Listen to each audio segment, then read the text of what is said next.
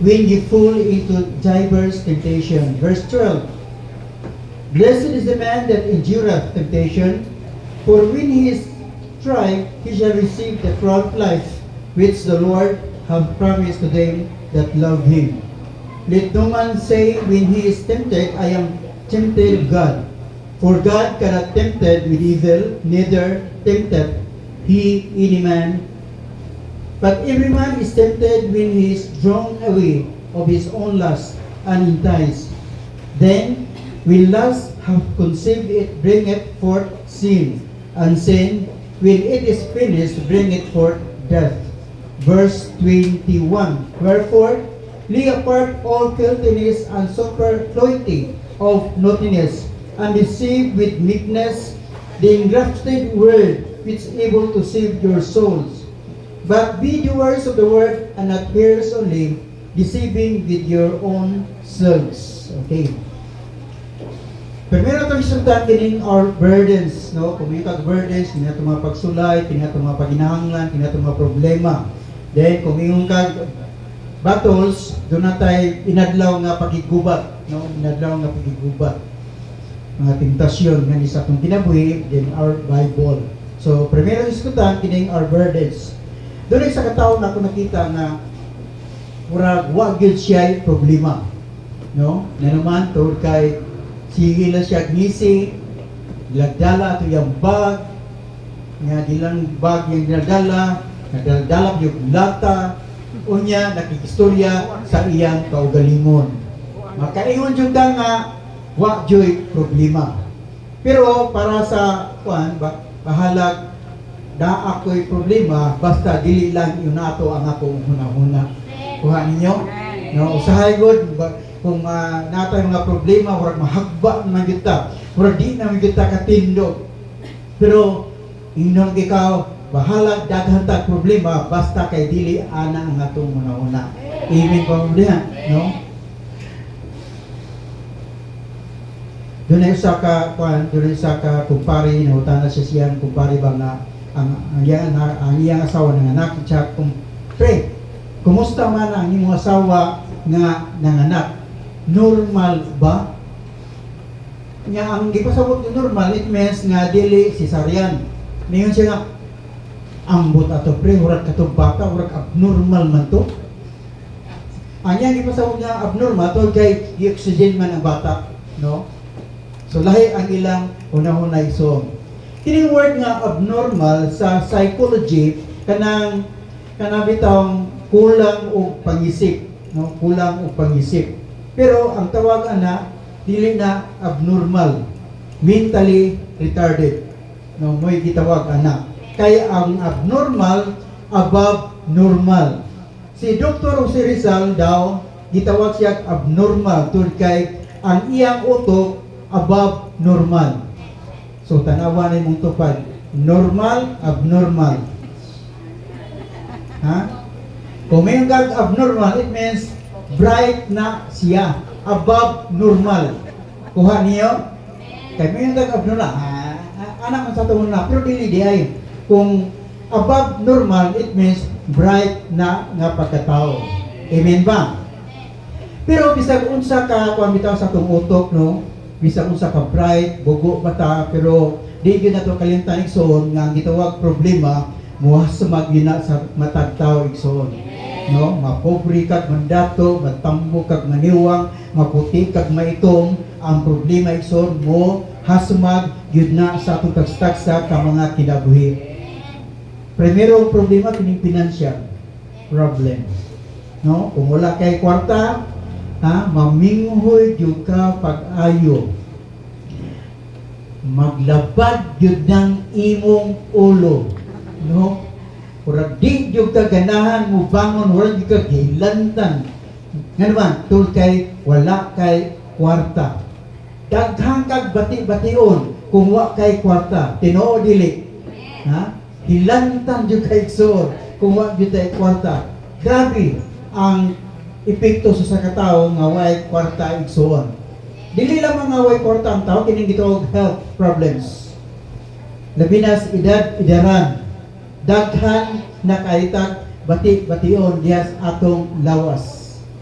si Mr. Diabetes, si Miss Arthritis, kanunay nagapuyo diha sa atong kinabuhi.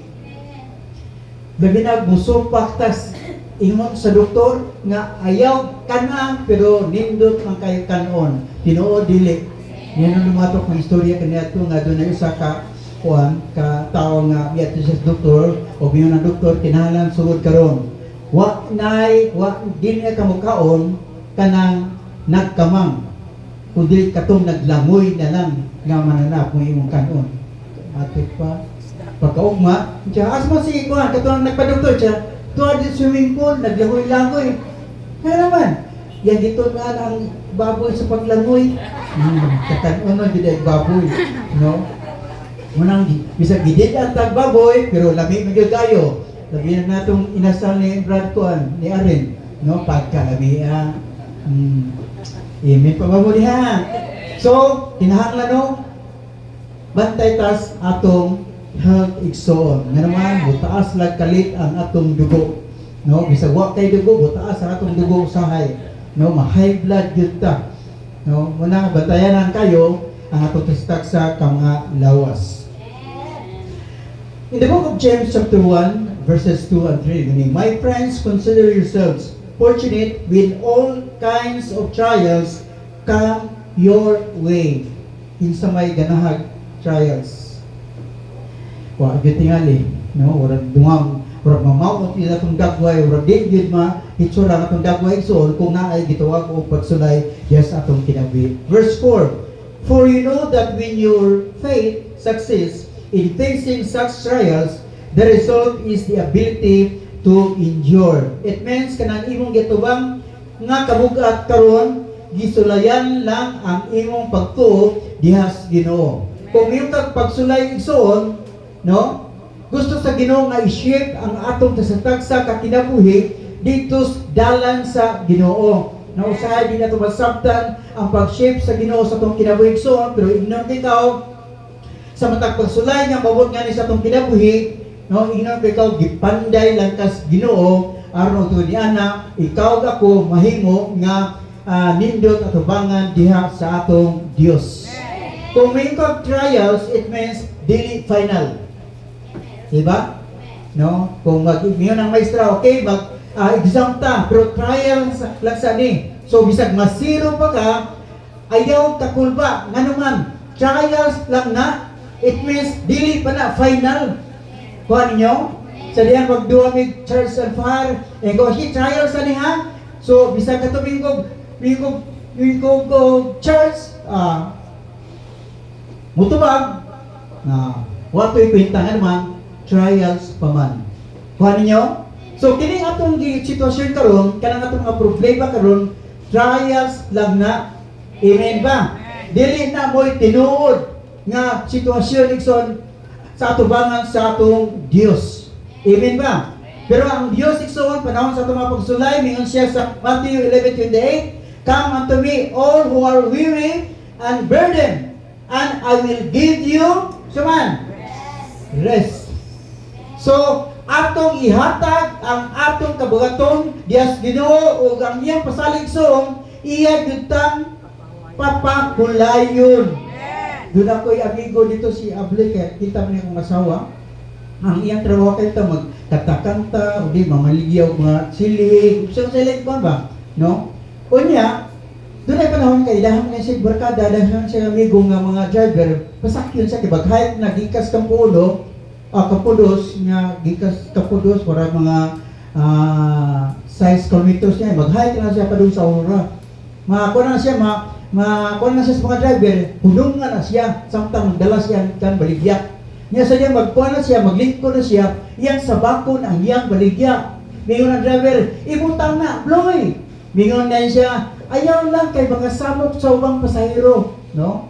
Nakasakay na unta siya, pero ang problema, iya lang gyapon nga gialsa, no? Usahay nani ba? Ang Dios nag-invite nga ni kanato, pero sa gyapon atong gialsa ang problema nga ni sa atong tasaksa ka mga kinabuhi igsoon. Amen pa ba niya? So gikinahanglan kumingkag atong ihatag atong problema, no? Kanang invitation sa Ginoo, umari kamo kanakong tanan nga gibug-atang ihatag dinas Ginoo. I ayaw na bitbita, ayaw na pasana, nga naman, nag-invite ang Dios kanimo kanato igsoon. Amen, pamamariha. So, nalisod kining gitawag og relationship problem, no? Dapat walay panagbangi dias balay sa Ginoo. Matod pa Psalms 133 verse 1, behold how good and how pleasant it is when brethren dwell together in unity. Dapat ang presensya sa Ginoo naas atong taliwala igsoon. Og ayaw hatagi ang yawa o bahid sa imong kinabuhi aron tunganan igsoon dili ka manglila nganha sa yawa. Ephesians chapter 4 verse 27. Don't give place to the devil. Ayaw hatagi luna ang yawa dihas imong kinabuhi. Ayaw hatagi luna ang yawa dihas imong unahuna igsoon. Amen, pamamuriha. Sa atong tagsa-tagsa ka kinabuhi, di gyud katuyo ning soon nga kining gitawag o pag-atake sa yawa mabot gyud nga ni sa atong kinabuhi igsoon. Pero ignon ikaw, doon na tayo Diyos nga kaduulan sa atong mga problema. Ngayon naman itong istorya kaniadto nga doon na usa ka barber sa nagtupis siya, yagina na iyang gitupihan nga wa man jud Ginoo. Ingon kini mo nga kuan, ingon kini mo nga gitupihan niya ngano kay mo kang maway Ginoo, siya kung naapay Ginoo, wala untay problema ang mga tao, kung naapay ka Ginoo, wala untay mga drug addict, kung naapay Ginoo, wala untay pobre, kung naapay Ginoo, puros kalinaw ang mabatulan diha sa tao.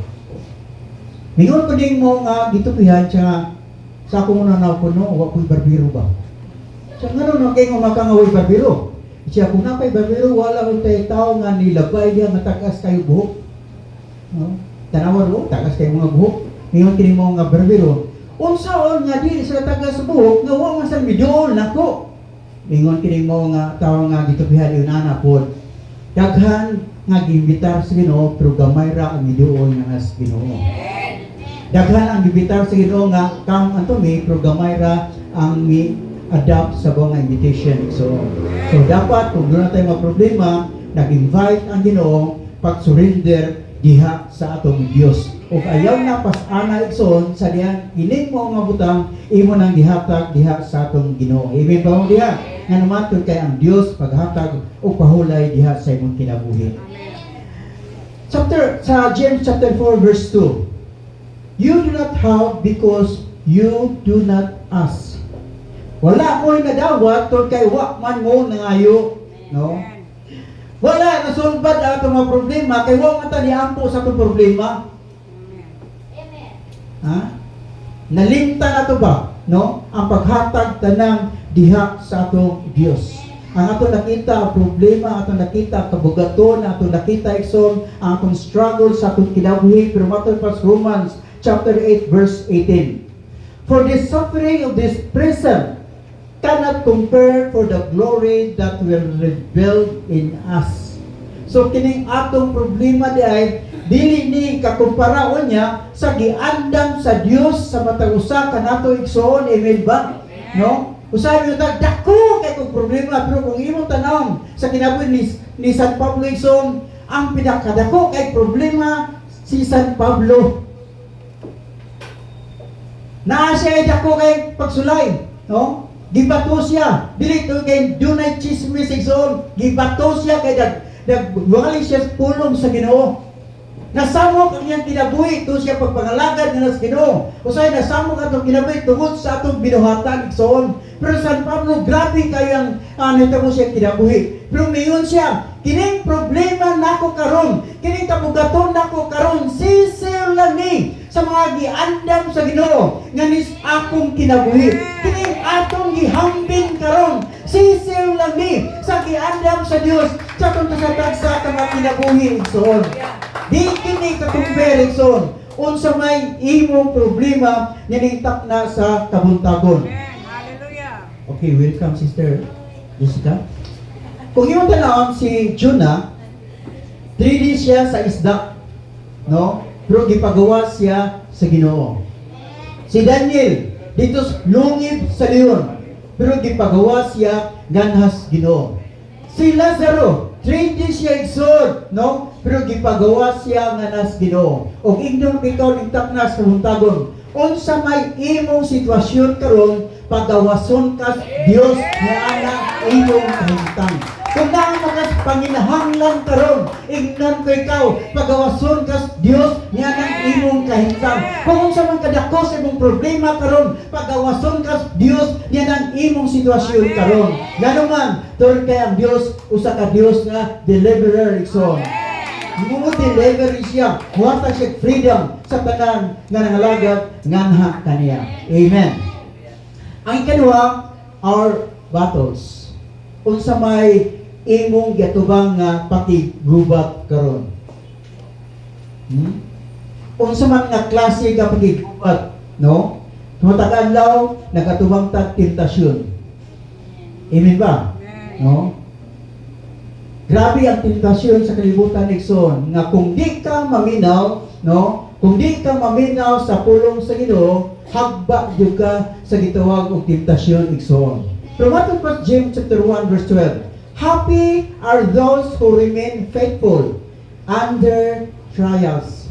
No? Malipayon katong tao nga matinud-anon panahon sa gitawag og trials diha siya kinabuhi igsoon. Because when they succeed in passing such a test, they will receive a crown of life. Hallelujah! Amen. Makadawat kita sa gitawag crown of life igsoon. Amen. Amen.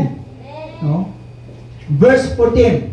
But we are tempted when we are drawn away and trapped by our own evil desires. Ang problema bitaw sa gitawag mga Kristiyanon, kanunay magpaduol sa temptasyon. Tinuod dili. Inumdo ko sa manghod magwang ni Aaron. Kasi magwang yung kuhan ni matay bitaw. Si Nael, kasi magwang niyo? Nael. Abla ko magwang ka. Kaya kanang simbahan dito siya sa Aurora. Niya gina niya siya nga, kinahanglan din ka magpaduol kung doon ay mag-inom kaya ang iya pa nang iinom man yun. Niya, tawag siya, at hindi ko nangalagin ako sa ginawa na niya ba? Pero sige, labay-labay. Sige, labay-labay. No? Niya, bukso na naman kayo niya siya, nakainom yun. No? Usahay yun tayo na ba? Dita kabantay ba? Magsitag labay-labay, kabawta nga tungkol inom, pero maglabay-labay ta, makainom yun ta. Kuha ninyo? So, ayaw pa doon sa gitawag o tentasyon igsoon. Nga naman, tungod kay walay hero sa tentasyon. Kung magpadoon ka sa tentasyon, matintal yung ka. Amen ba? Pero kung magpalayo ka sa tentasyon, lisod ang tentasyon na makadaog yes imong kinabuhi. Amen ba mo diya? Kung ngay mong kalayahon, kanang gitawag o sugal, ayaw pa doon lang nagsugal. Isay, muli pa man ito. Isa ni daog. Ako ko siya mga dula-dula ko kay wako bitaw nagdako nga kuan kanang inang diyan mapiat-piat usa ko to lucky 7 unsa pa gito ay banay ha so daghang ngay ba nya usay amo ba kay nahilig bitaw card bitaw unggoy-unggoy lang sa kay kon man kanang kiswam nga unggoy-unggoy lang sa kita ko matong dula nga unggoy-unggoy bitaw nga ang padaghanay og kon baraha bitaw unggoy-unggoy no daghan kay tagkuan ba pero bantay igsoon ayaw paduol gituwag og temptasyon nga naman walay aktor anang mo nga temptasyon so si David gani no gwapa ba siya sawa kaya sawa anak sa kanang king sa Egypt. Pero natintal gihapon siya. Nga naman, ibis nakakita raw tatong naligo, ning lit pa man yung balik, munang natintal. Amen pa mo niya? Uy, raman ng muspad. Narway, Hebrews chapter 10 verse 26. No? Muni remind si Ginoo nga ni kanto. If you go on sinning deliberately, deliberately, kanang tinuyo, no? Deliberately, after receiving the knowledge of the truth, there is no longer in him sacrifice that will cover these sins. So, kay ba ka nasala, pero mong ibuhat, no? Wala na di na mubaday si Jesus pagpalangsang sa krus para niyanang mga sala. Okay. Amen pa po niya. So, ina na ang atong kinabuhi, so, no? Matod pa sa Ginoo, apart from me, you can do nothing. No, di ka makatindog, pinag-imong kagulingon, sa diyang dunay mga pagsulay di sa kinabuhi, nagkinahanglan jutag Dios sa atong kinabuhi. So, unsa may atong mga plano sa atong kinabuhi, nagkinahanglan jutag Dios sa atong kinabuhi. So, amen ba? Aron makaingon kita sama kan San Pablo, if God in us, who can be against us? Kung ang Dios niya kanako, kinsa may batok kani kanako. So, sunod ang katapusan, our Bible. Okay. Our Bible. Mangumusta ko ninyo sa inyong Bible. Kumusta ang kinabuhi sa inyong Bible? Ha? Kumusta ang pupuyo sa Bible sa inyong balay? Kumusta man? Ha? Naukab pa ba o di, wala? Ha? Ikaw ukab mo ito, basa-basa kaya di kakita. Ha? So, kumusta ang atong Bible igsoon? Kung imo tanawon, Hebrews 4:12, for the word of God is quick and powerful, sharper than any two-edged sword. So, inana, ka-powerful ang pulong sa Ginoo igsoon. Munang kung dunay tay gibuhat nga dili maayo, murag masakitan ta dias pulong sa Ginoo igsoon. Nga naman to kay ang word sa Ginoo powerful. Amen ba? Tungod sa pulong sa Dios, daghang kinabuhi ang naluwas. Tungod sa pulong sa Dios, daghan ang kinabuhi nga giusab sa Ginoo igsoon. Tungod sa pulong sa Ginoo, daghang mga tao nga nahimong gawas nun. Amen ba? Matthew chapter 31, verse 31, if you abide in me, if you abide in my word, you are truly my disciples. Verse 32, and the truth shall set you free. Ang kamatuoran mo'y maghatag kanimo kagawasan igsoon. Ang Bible tinuod nga pulong sa Dios igsoon. O kung ato i-adapt ang Bible, ang word sa Ginoo, nga ni sa atong kinabuhi igsoon, mohatag kanang kagawasan sa atong tasatagsa ka mga kinabuhi. Amen po mo diha, no? So, sa Ephesians chapter 6 verse 17, and take the helmet of salvation and the sword of the Spirit, which is the word of God. Oh, grabe kayo. Importante yun ang pulong sa Ginoo igsoon. Kay kung dili nimo punon ang imong nahuna sa pulong sa Ginoo, ang yawa mo'y puyo ni anang mao nga huna-huna igsoon. Kung dili nimo punon ang imong kasing-kasing dias pulong sa Ginoo, ang kaligot-got na imong kasing-kasing igsoon. Munang kinahanglan atong punon ang atong kinabuhi sa pulong sa Ginoo. Joshua chapter 1 verse 8 again. This book of the law shall not depart out of thy mouth, but thou shalt meditate day and night. O ang promise sa Ginoo, then thou shalt make thy way prosperous. Di ba gamit ang nga mulisan nga mo prosper tayo soon? Ang imong i-meditate ang pulong sa Ginoo. Dahil man gud atong i-meditate gud. Ang atong meditate baga butang nga dili makapahimot nga nas Ginoo. Pero i-meditate daw ang pulong sa Ginoo, i-prosper tas Ginoo hinay-hinay diha sa atong tastaksa sa mga kinabuhi. So, atong punon ang atong nahuna para ang yawa dili makahimo sa pagsalag diha sa atong nahuna igsoon. Kung dili atong punon dias pulong sa Ginoo sa mga promises sa Ginoo igsoon nga ni sa atong kinabuhi manindog kinatanan. Atong ito na ikaw ang kusog kanako sa atong tagsa-tagsa kinabuhi igsoon, wa gyud tay mahimo. No, kusog tigos Ginoo. No, kusog ra gyud Ginoo aron ito niya na makapadayon ta sa atong buhaton. Amen.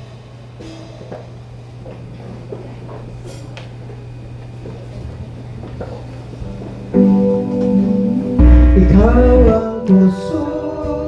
Kanang